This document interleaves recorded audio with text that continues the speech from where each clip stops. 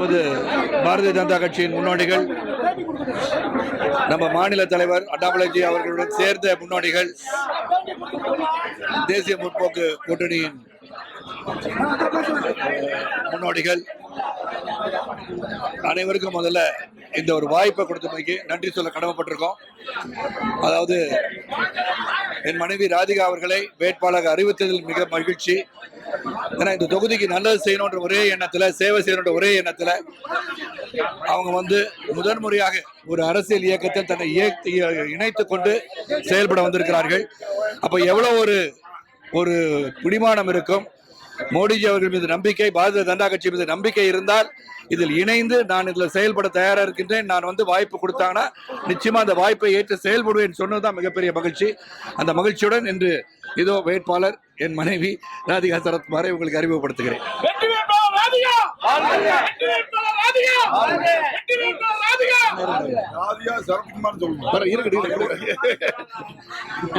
எல்லாருக்கும் வணக்கம். முதல்ல இந்த தொகுதியில, அதாவது விருதுநகர் தொகுதியில, பாராளுமன்ற தொகுதியில முதல் முறையாக நான் போட்டியிடுறேன். நான் நன்றி சொல்ல கடமைப்பட்டிருக்கேன். என்னுடைய தேர்தல் பிரச்சாரத்தை இன்னைக்கு நல்ல விதமாக திருப்பரங்குன்றம் கோயிலில் சாமி தரிசிச்சுட்டு இங்கே நிற்கிறேன். எனக்கு ரொம்ப சந்தோஷம். எல்லாரையும் சந்திக்கிறதுல இப்போதான் வந்திருக்கேன். இந்த தொகுதியில் இருக்கிற நிறைய பிரச்சனைகள் என்னென்ன இருக்கோ எல்லாமே நாங்கள் தெரிஞ்சிருக்கோம். இன்னும் போக போக இதெல்லாம் சிறப்பாக செயல்பட மக்கள் தேர்ந்தெடுத்து என்னை ஒரு பிரதிநிதியாக பாராளுமன்றத்துக்கு அனுப்பிச்சுனா கண்டிப்பாக இங்கே உழைக்கிறதுக்கு, மக்களுக்காக சேவை செய்கிறதுக்காக வந்திருக்கோம். அதனால் கண்டிப்பாக எல்லாரோட துணையுடன் நாங்கள் சிறப்பாக செயல்படுவோம். எல்லாருக்கும் முதல்ல நன்றி. இந்த உற்சாக வரவேற்புக்கு நான் நன்றி சொல்ல கடமைப்பட்டிருக்கேன். அதோ தமிழ் மாநில பாரதிய ஜனதா கட்சியின் தமிழ் மாநில தலைவர், பாரதிய ஜனதா கட்சியின் தமிழ் மாநில தலைவர் அண்ணாமலை அவர்களின் ஆசியுடனும் அவருடைய உற்சாகத்துடன் அவர் எப்படி வேலை செய்யறாரோ அதை விட பல மடங்கு நாங்கள் வேலை செய்யணும் அப்படின்னு கூறி நீங்க எல்லாரும் தாமரைக்கு மறக்காம தாமரைக்கு வாக்களிங்க.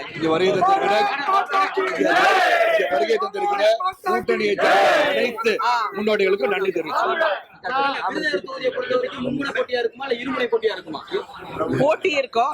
அது என்ன போட்டிங்கிறது போக போக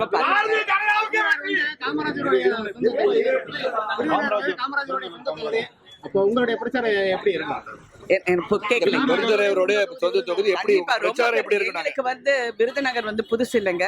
என் கணவர் அவரு அவ்வளவு பெரிய மணிமண்டபம் கட்டுறதுக்கு அவ்வளவு பெரிய முயற்சி எடுத்திருக்காரு. அது சிறப்பாக முடிக்கணுங்கிறதுக்கு நாங்க எவ்வளவு ரொம்ப நல்லா அது வந்துகிட்டு இருக்கு.